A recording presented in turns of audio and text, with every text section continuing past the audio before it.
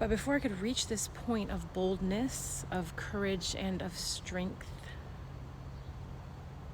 being grounded in my essence, I had to practice being that person.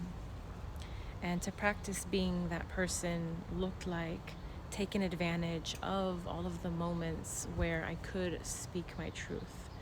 Even when my voice was shaking, even when my legs were trembling, because telling your truth is scary. You don't know what's going to happen afterwards. You know, what happens after you finally take some time to decipher what am I being pulled towards? What am I being magnetized towards?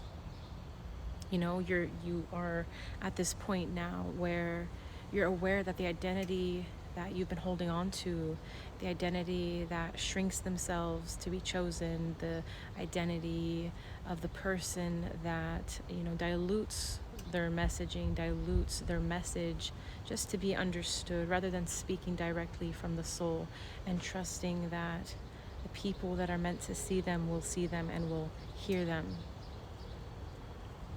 There's a variety of reasons why we shapeshift and mold.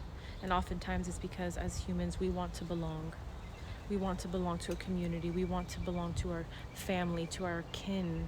But what happens when that same community becomes the place where you are trampled and you are being sacrificed?